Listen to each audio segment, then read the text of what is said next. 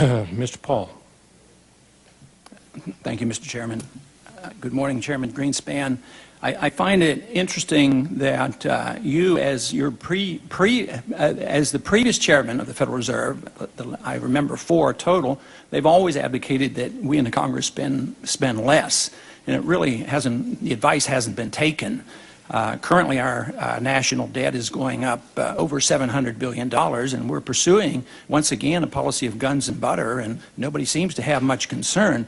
But I think the Fed participates in this as long as you control a monopoly control over money and credit, and you can accommodate the Congress. I mean, if we spend and nobody's going to buy those Treasury bills, we know if you want interest rates at 1%, you're going to buy them. So in a way, you're complicit in what we do here in the Congress, but I don't see that coming to an end with the monetary system that we have. I do have a question dealing with your statement in the first paragraph about rising wealth contributing to the recovery.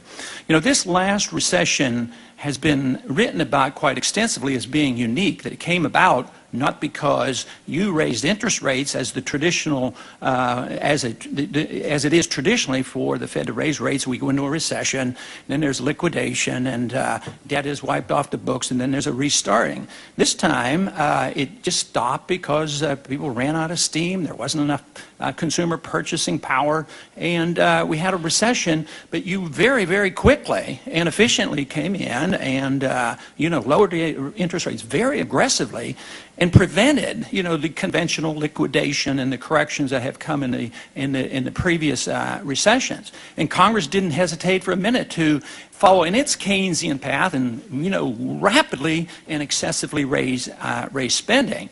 But in addition to this, we have this very unusual and unique form of financing our houses, which has caused tremendous inflation in our housing prices through the financing of Fannie Mae and Freddie Mac, which in some ways the Fed participates. In many ways, the foreign central banks participate extensively in this.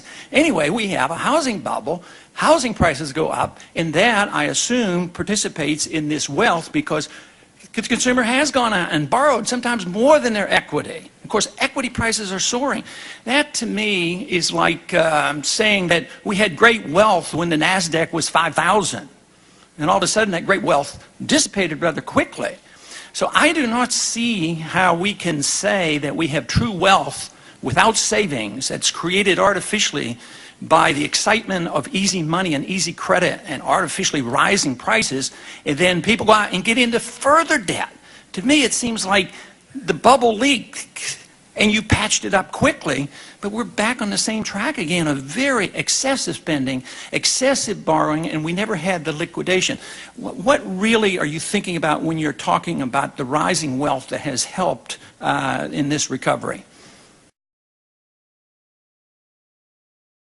Conclusion. What we need is more value in the money. In terms of gold and other commodities, prices aren't really going up. Sometimes they actually even go down. In terms of paper money worldwide, whether it's the euro or the dollar, prices are going up. But I maintain really that inflation is a tax, and if the Federal Reserve and you as chairman have this authority to increase the money supply arbitrarily, you're probably the biggest taxer in the country. You're a bigger taxer than the Congress. Because, they're talking now about a bailout package of $300 billion, and we'll have to raise the national debt to accommodate, to take care of the housing crisis.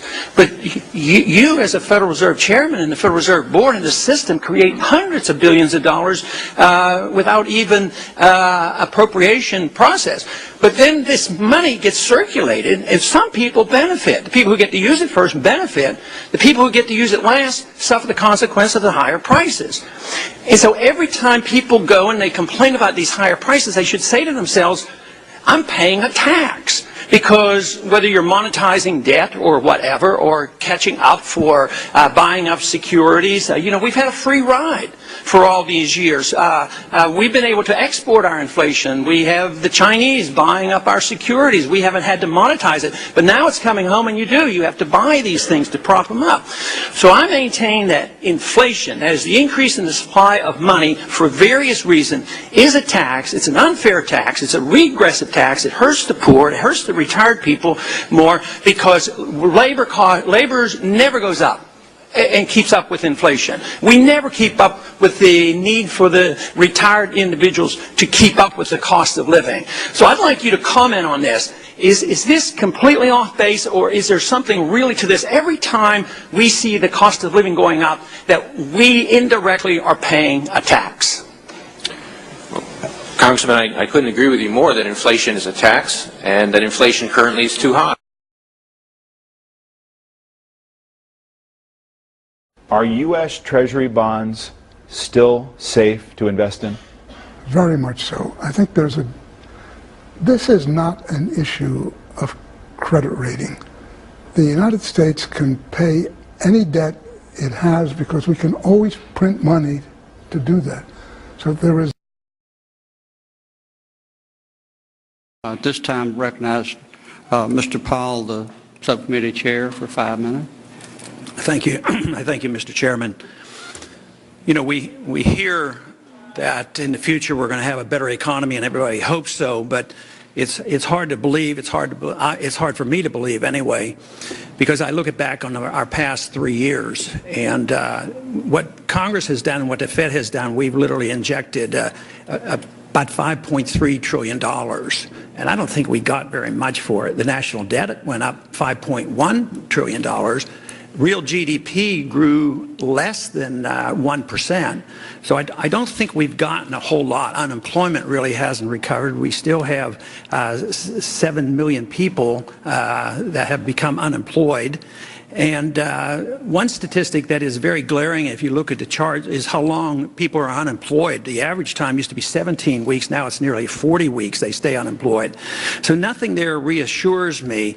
And also, when we talk about prices, we're always reassured there's not all that much inflation, and we're told that they might start calculating inflation differently with a new CPI. Of course, we changed our CPI a few years back. There's still a free market group that calculates the CPI the old-fashioned way, and they come up with a figure, in spite of all this weak economy, that prices have gone up 35%, 9.4% every year. And I think if you just went out and talked to the average housewife, she'd probably believe the 9% rather than saying it's only 2%. So I would say what we have been doing isn't very reassuring with all this money expenditure. But my question is related to the overall policy.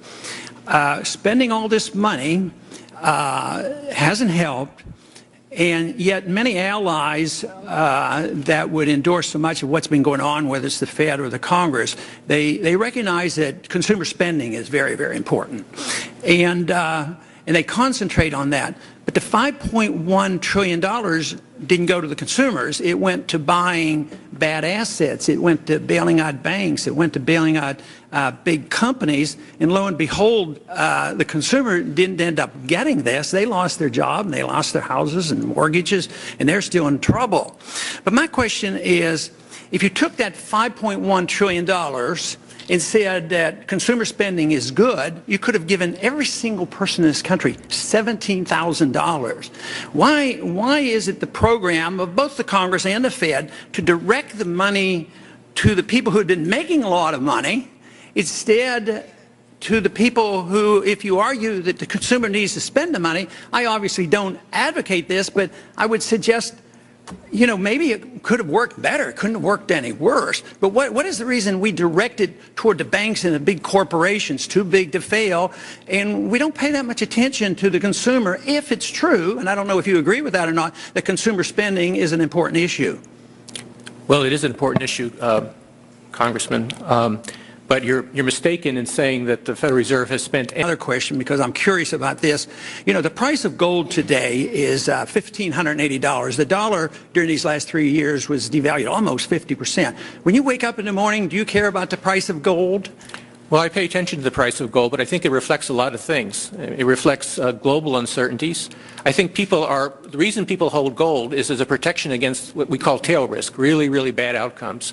And to the extent that the last few years have made people more worried about the potential of a major crisis, then they have gold as a protection. Do you think gold is money? No. It's not money. Even if it had been money metal. for 6,000 years, somebody reversed that and eliminated that economic law. Well, it's an asset. I mean, it's the same. Would you say Treasury bills are money? I don't think they're money either, but they're a financial asset. Why do central banks hold it? Well, it's a not form of money? reserves. Why don't they hold diamonds? Well, it's tradition, long-term tradition. Some people still think it's money. I yield back. My time is